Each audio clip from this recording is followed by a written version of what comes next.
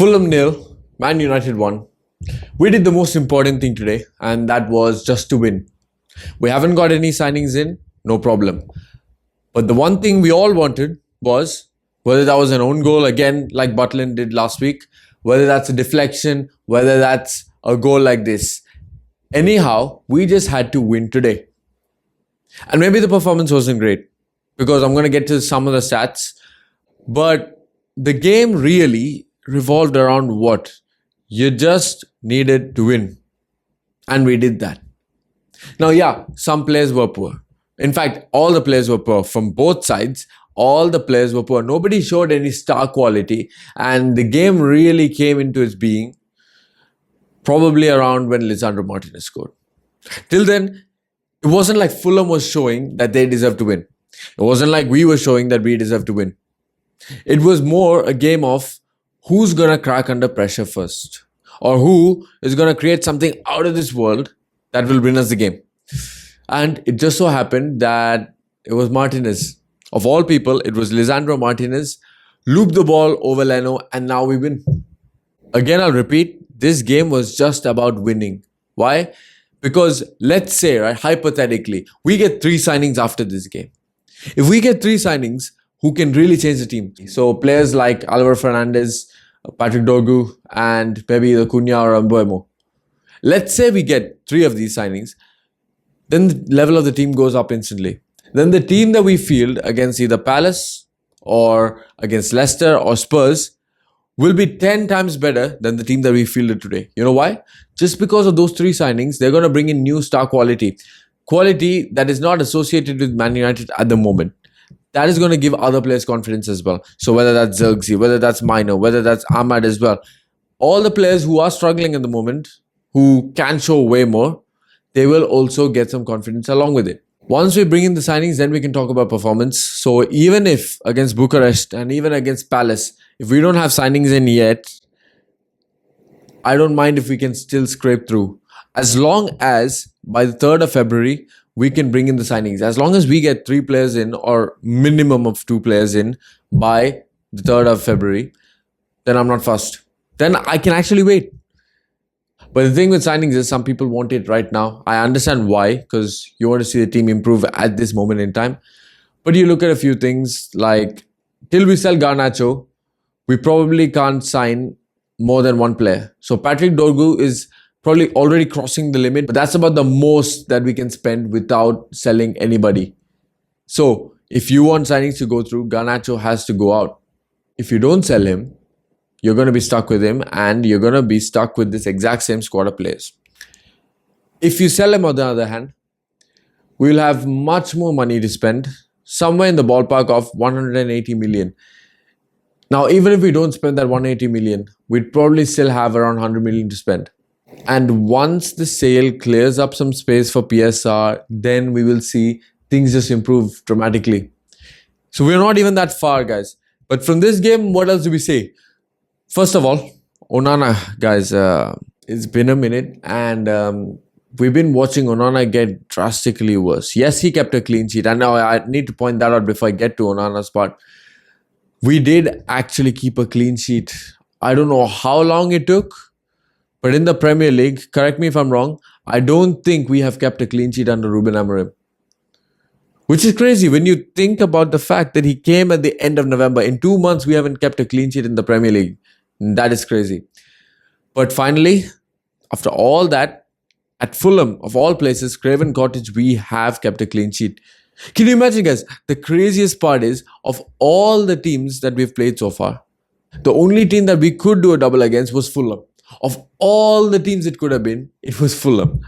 It was all about just doing it. And yeah, we might have lost against Brighton, but now we won against Fulham. So again, I'd say this, if we can go and beat Steaua Bucharest, if we can go and beat Palace, if we can go and beat Leicester, if we can go and beat Spurs, now that sets momentum. Now we're rolling. Now everything starts moving smoothly. So again, like I said before this, if you can bring me till Spurs and we have at least won all these games, then we're probably looking like favourites against Spurs. I'm looking towards that game already, and that was the game I'd said all the way back when Amorim signed.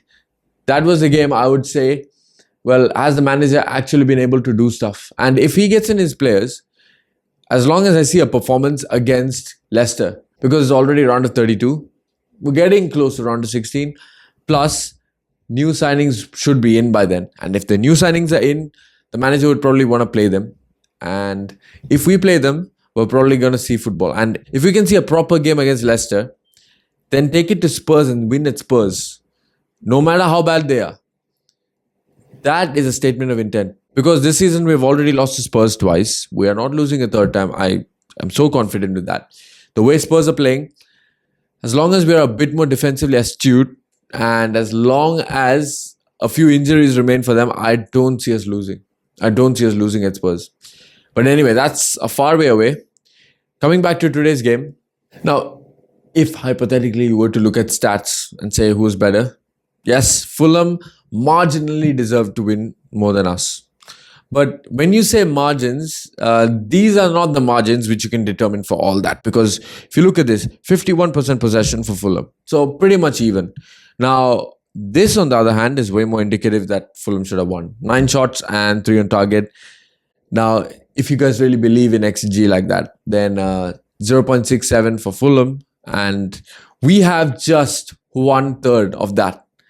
Like, that is a gulf. Like, we had no chance, guys. That Lisandro Martinez shot, I don't know what the XG or whatever that is, was on that goal.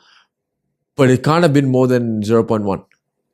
Because that doesn't happen, guys. If there was a game that I can take you back to from the past, go and watch when we beat Brighton 1-0 when Ashley Young scored a deflected goal. The goal that we scored was the same. The performance from both teams was the exact same as well. So this is back in 2018. And again, another game where we just had to win. We won that game. Just like that, here at Fulham. And guys, don't get it twisted, yeah. We did a double on Fulham. And it is actually a big deal. Because if you look at the teams that couldn't do the double, would probably be Spurs, would be Arsenal, would be Nottingham Forest as well. Because when Fulham went to Nottingham Forest early on in the season, they actually won. But this reminded me a lot of the game that we played last year. It was the exact same, wasn't it? Bruno scored in the last minute, but did we really deserve anything? Probably not. But neither did Fulham. And the exact same game has happened again. Exact same result. But before we end everything, very unlucky that Ahmad didn't get his goal. Because if any player does deserve a goal in this entire team, probably is Ahmad. And if a player needed an assist so badly, it was probably Kobe Mino. And it was just margins. And that goal was properly made. And that deserved to be given. But guys, considering our luck, well, we're lucky enough that we didn't concede in the last minute. Because I can't lie, the second that we did not have that goal given, I thought long ball coming in, header, last minute equalizer. But fortunately for us, that did not happen. And now we're in 12th place. At least we're not looking at relegation anymore. At least we're in mid-table. But even if I say mid-table, we're actually only 13 points clear of relegation zone. And Fulham is still 4 points above us. And they're 2 positions above us. And Brentford, who's right above us, is just 2 points above us. So it's still a far way away. It's not like one win is going to propel us like 3 or 4 places up. It's going to be a struggle, but at least we can start. We can start looking up again, which is much more than we can say about the rest of the season. So anyway, that is Fulham 0, Man United 1.